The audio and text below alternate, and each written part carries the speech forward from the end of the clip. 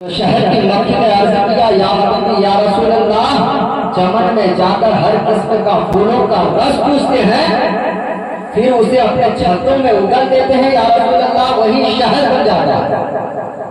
تو اللہ کے رسول نے ارشاد فرمایا کہ مکھی یہ بتا کہ پھولوں کے رس کو پھیکا پن ہوتا ہے، اس میں مٹھاس کہاں سے آتی ہے؟ تو مکھی عرض کرتی ہے یا حبیبی یا رسول اللہ، ہمیں رب تبارک و تعالیٰ نے سکھا دیا ہے، ہمیں رب تبارک و تعالیٰ نے بتا دیا ہے کہ جب چھتوں میں رس کو منہ میں لیے لوٹو تو میرے محبوب پر درود پڑھتے ہوئے لوٹو، یعنی رس کو منہ میں لیے ہوئے چھتوں کے جانب لوٹو تو اس دوران میرے محبوب پر درود پڑھ دیا کرو۔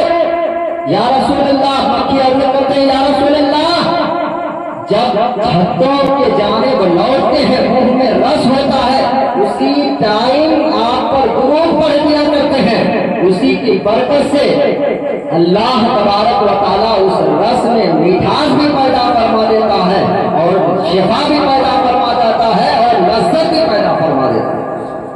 تو ذرا غور کریں، ایک مکھی کو اگر اللہ کا حکم ہو جائے اور وہ نبی پر سچی دل سے درود پاک پڑھے تو ان کی مٹھاس، ان کی رس میں مٹھاس پیدا ہو سکتی ہے، تو ہم عاشقان مصطفیٰ، غلامان مصطفیٰ اگر نبی پر سچے دل سے درود پاک پڑھیں گے تو ہماری عبادت میں مقبولیت کی مٹھاس نہیں پیدا ہوگی؟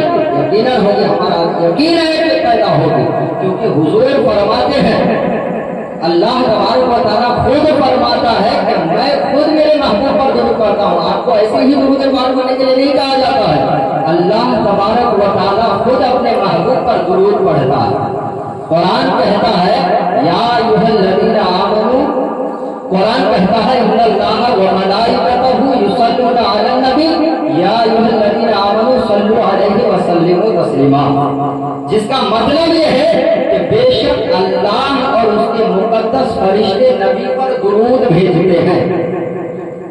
اے ایمان والے، تم بھی نبی پر درود پڑھا کرو، اے ایمان والے تم بھی پیارے نبی صلی اللہ تعالیٰ علیہ وسلم پر خوب خوب درود و سلام پڑھا کرو۔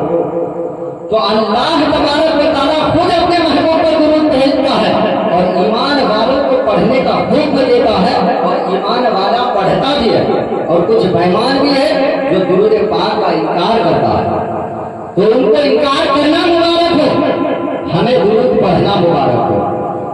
حضرات، جو نبی سے سچی محبت کرتا ہے یقیناً وہ دل سے نبی پر درود پڑھتا ہے، کیونکہ ایمان والے کو حکم ہوتا ہے، کسی کافر کو حکم نہیں ہوتا ہے کہ تم درود پاک پڑھو، اور جو نبی سے محبت نہیں کرتا ہے وہ درود پاک کیا پڑھے گا؟ وہ تو ایمان والا ہی نہیں ہے۔ میں آگے اس پر بتاؤں گا کہ حضور علیہ السلام سے جو محبت کرتا ہے وہی ایمان والا ہوتا ہے۔ حضرات محترم، تو اللہ تبارک و تعالیٰ خود اپنے محبوب پر درود بھیجتا ہے اور ایمان والوں کو بھیجنے کا حکم بھی دیتا ہے، اور ایمان والا بھیجتا بھی ہے۔ آپ یہ نہ سمجھیں کہ رسول ہمارے درود کے محتاج ہیں، اللہ اکبر، ایسا نہیں ہے، کسی کے درود کے محتاج نہیں ہے۔ جب اللہ تبارک و تعالیٰ خود اپنے محبوب پر درود بھیجتا ہے تو ہمارے درود کے محتاج کیوں ہوں گے؟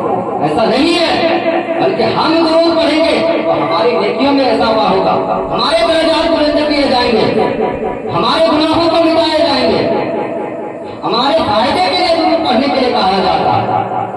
حضرات، ہمارے محتاج حضور علیہ السلام ہمارے درود کے محتاج نہیں ہیں، کیوں محتاج ہوں گے؟ جب اللہ تبارک و تعالیٰ خود اپنے محبوب پر درود بھیجتا ہے۔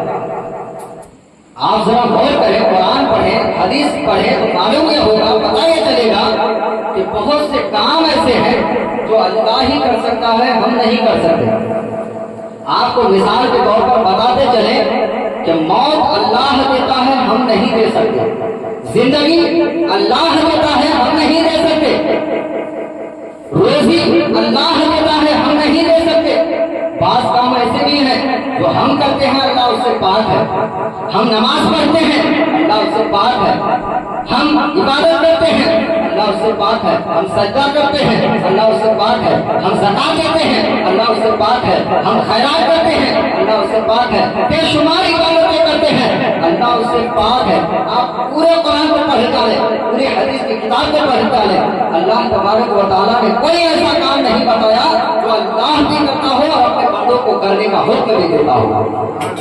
پورے قرآن کو, پورے حدیث کی کتاب کو پڑھ ڈالیں, کہیں اللہ نے نہیں فرمایا کہ اے میرے بندو میں یہ کام خود کرتا ہوں اور تم بھی کرا کرو, کہیں نہیں فرمایا سوائے اس آیت کریمہ کے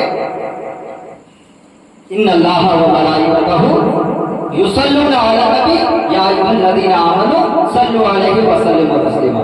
کہ اے محبوب, یعنی اللہ تبارک و تعالیٰ نے ارشاد فرمایا کہ بے شک اللہ اور اس کے مقدس فرشتے نبی پر درود بھیجتے ہیں. اے ایمان والے تم بھی نبی پر درود پڑھا کرو. سوائے یہ کام کے کوئی ایسا کام آپ کو نہیں ملے گا جو اللہ بھی کرتا ہو اور بندوں کو کرنے کا حکم بھی دیتا ہو. اگر کوئی کام ایسا ہے جو خود خالق کائنات کرتا ہے, رب کائنات کرتا ہے اور اپنے بندوں کو کرنے کا حکم بھی دیتا ہے, وہ ہے درود پاک پڑھنا, نبی پر درود بھیجنا.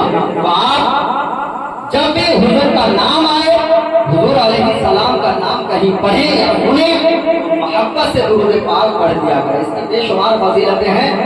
ایک بار درود پاک پڑھ لیجیے, چھوڑ کر کے اللہم صلی علی سیدنا شفیعنا و مولانا محمد وعلیہ وسلم صلی علیہ وسلم و سلام علیکہ یا عبدی یا رسول اللہ صلی اللہ علیہ وسلم.